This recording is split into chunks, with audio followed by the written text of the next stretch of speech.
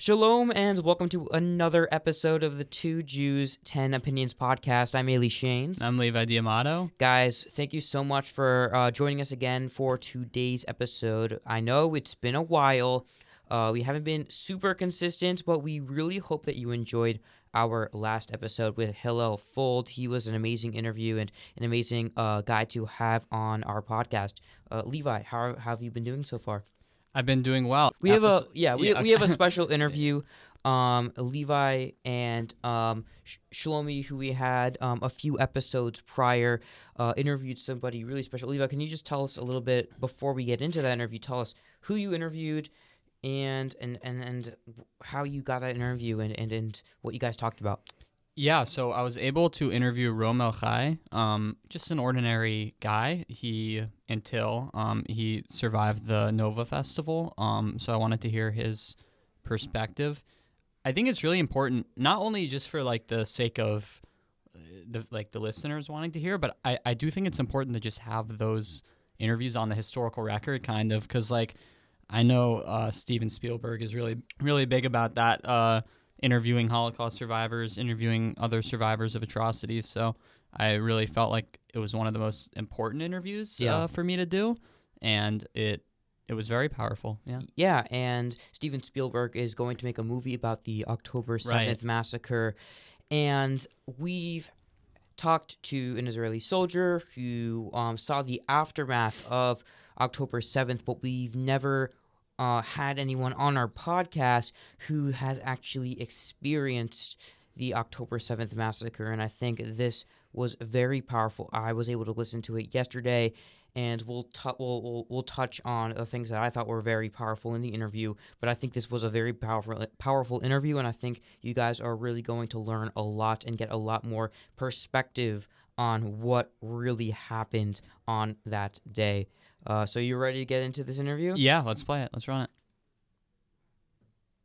it. Really hope that you guys enjoyed this interview. I know that I learned a lot from this interview, actually, and love the ending there personally, where you guys couldn't see it, but Rom, he's wearing a shirt, and it has like in the back it says Nova, and it spells in Hebrew, it's in English, the words Nova, but then in Hebrew, little letters to make up the N, the O-V-A is like all the people who were killed, I think just at the festival, but anyway, it could be October 7 in total, but I think just at the festival. And then, of course, We Will Dance Again, which has been kind of like the motto of the survivors of the Nova Festival specifically. Yeah, so. I know that some of the artists who performed at the festival are doing similar things like that and spreading, that we will dance again, celebrate and be joyous again. So I think that Testament really, it's really strong for,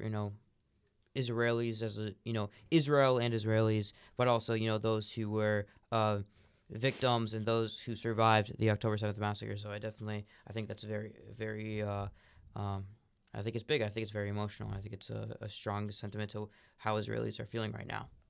What were some takeaways you had from the interview just listening? Yeah, I mean, first of all, I think overall the whole story was just so powerful, and the images that he paints for is just insane. And some of the takeaways, I mean, when he talks about when he calls his mom, he thinks like, I have to call my mom because she's probably super worried right now. And he calls and he lies to her saying, "Oh, we're fine. We're with some Israeli soldiers and it's all okay. We're good." When he wasn't and they were in trouble, I thought that was, just like, that was very powerful. Like what he has to do to just make sure that his family gets that sense of calm and it's just like, just relief that they're okay when they weren't. So it's something that's very, scary. Really put me in like a, that really touched me a lot. Another thing is when we're traveling, just we have to make sure we're going east and whatever, and they didn't have any food or water, and so like they ran into like that group with like the water bottle, and they were like, no, we have to be we have to drink the water sparingly, and the peppers that they ate, that and it just made me think like, they have their phones on them, but like imagine people who they're spending hours at a festival. What if their phone died, right? like they'd be screwed, right? And the fact that they were able to like escape, and it's just insane what they had to go through. And some people were not from Israel, so maybe they had a SIM card but didn't work in all parts of Israel, or maybe they didn't have a SIM card. Like when I went to Israel on Birthright, I bought a SIM card but it didn't work with my like carrier plan and everything like that, so I didn't have any service unless I had an internet connection. And just if I were there, I don't know how I'd be able to make it. So just the fact that the survival instincts of Rome, I mean, I think it was just so crazy what happened. And then the last thing was just the moment he knew that something was actually really wrong, when the police officers went into the forest, yeah. and when that car crashed and the woman fell out of the car all bloody. I mean, that just insane. I mean, if you haven't heard an interview from someone who survived the Nova Festival, I mean, I think this is just how much he was able to just describe what happened, and what he saw was just insane. And it's really just, I thought the interview was really powerful, and props to you for doing that interview and getting that set up with Shlomi. I think it was an amazing interview overall. Yeah, definitely very descriptive 100%. story that he told. And also like it kind of like chills your blood at times. The point when he's like you mentioned, when the people go into the forest with the pistols, and then there's another time where the he's speaking to another officer, and they're like, which way do you want to be attacked by the terrorists, from that way or that way? And it's like, and then where he's going and then trying to get help, and when he's about to go to Kibbutz Be'eri, like there's the decisions that you take.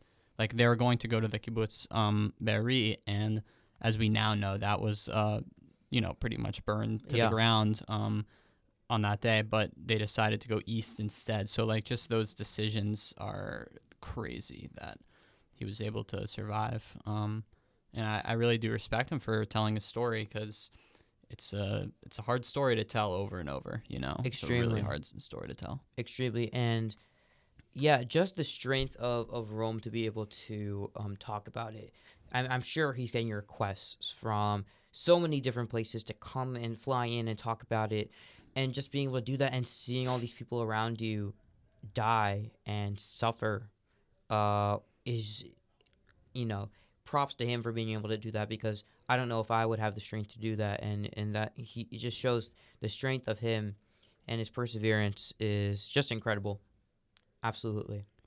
Yeah, and then we don't have to spend too much time on it, the negative thing, but so he was, I don't know if I mentioned in the interview, but he was here to talk an event to a bunch of students at the local Hillel, and it ended up being that there was a protest outside of the Hillel, which is dangerous thing, like when you go in at a religious institution like that, that's you're crossing a line, Yeah. You came very close to crossing a line with that protest. Like, it's one thing if you're going to protest outside of the student union. Yeah, and it was supposed to be at the student union. It was supposed to, where it got shifted to Hillel. Well, okay, no. So the flyers were going. Wait, okay. So you can say what you're about to say about what happened like 2 weeks ago. Yeah. So 2 weeks ago, what was her last name? Charlotte Korchak. Charlotte Korchak. And wait, what organization is she? She worked Stand With Us. It's like a pro-Israel organization. Yeah. So the pro-Israel organization, Stand With Us. Charlotte Korchak. She came to speak to students at the University of Florida, at the student union over here, and it was part of a student supporting Israel at UF. They brought her in, and look, it's one thing if you want to protest that. That's fine, because look, difference of opinion, and although I do not agree with the anti-Israel protest that happened outside of the rights union, it's you're protesting a speaker. It's fine, but when you're protesting a survivor of one of the worst massacres to happen to Jewish people in modern history, and you do it outside of the Hillel, a safe space for Jews at the University of Florida, now your anti-Semitism is showing. Yeah. I mean, if your anti-Semitism wasn't showing before when you were protesting out of the student union for, a speaker with Stand With Us, which I still think is anti-Semitism, that anti-Semitism is amplified tenfold when you are protesting outside of a Hillel and for a survivor of a massacre that killed the most Jews in one day since the Holocaust. If that doesn't show the anti-Semitism of this quote-unquote pro-Palestinian movement, I don't know what does.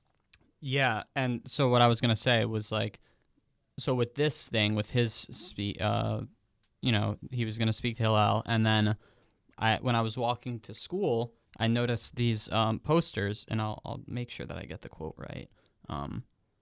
And it says, so long live Palestine, protest and vigil, Thursday, 2:15. So it says, University of Florida invites former IDF and Zionist speaker to campus to justify Israel's genocide.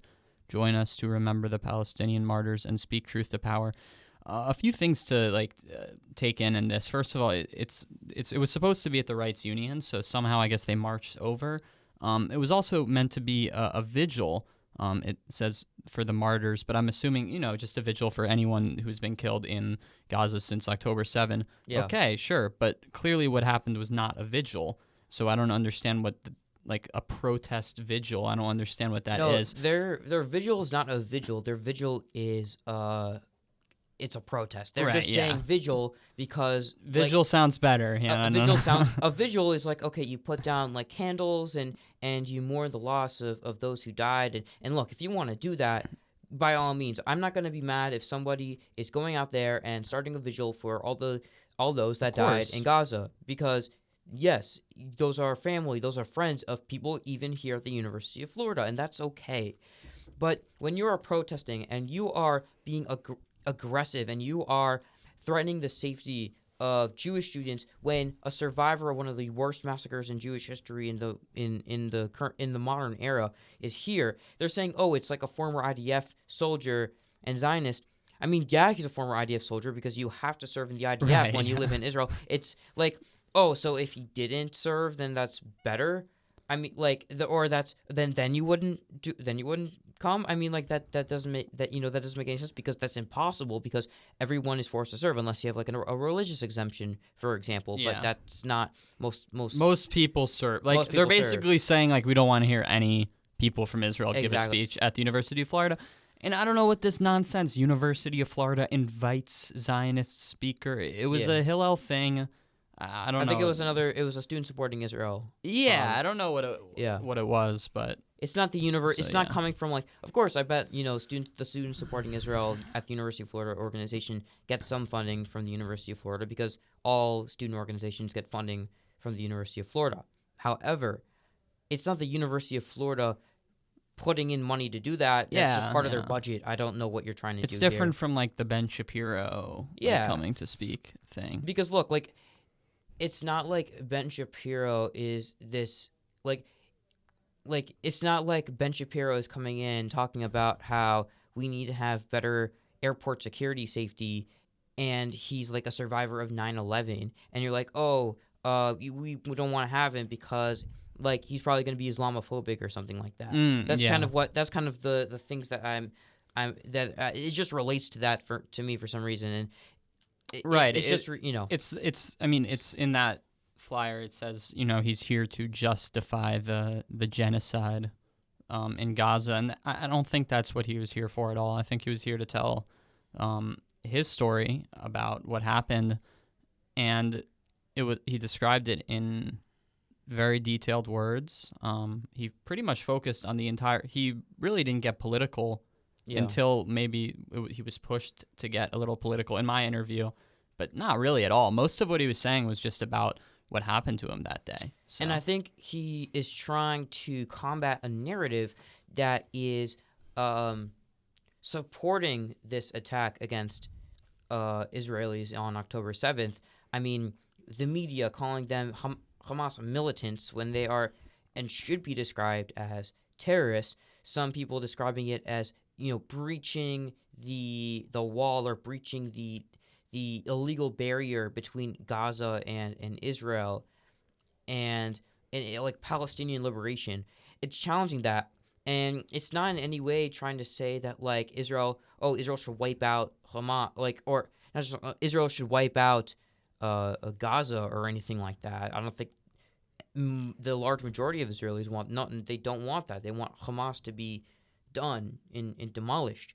But in no way was the primary intent of this speaker to justify a quote-unquote genocide, well, when no genocide is even happening in the first place. So yeah, I just think this is an example of why this movement, it's a microcosm of why this movement is anti-Semitic, 100%. Yeah, and also a microcosm of why the movement is not really a pro-Palestinian movement, but an anti-Israel movement. I mean, you just saw it. It was supposed to be a vigil for the Palestinian lives lost, they said, but they clearly had ulterior intentions. Mm-hmm. So, yeah. Yeah, I agree 100%. All right, we're going to wrap it up here, but Levi, I want to thank you for this amazing interview. I know, and Shlomi, I think it was an amazing interview, and thank you so much. And I want to thank Rom El-Hai for coming on and telling his story. I think it's so powerful, and I think more people need to hear it. And yeah, we're going to end it there, but we really appreciate all the listenership and all the comments and all the support you guys are giving us. Yeah, thank you guys, and we'll try to upload more episodes more consistently. We have some interesting guests lined up, so We do, and I think you guys are all going to be excited. All right, guys, thank you so much.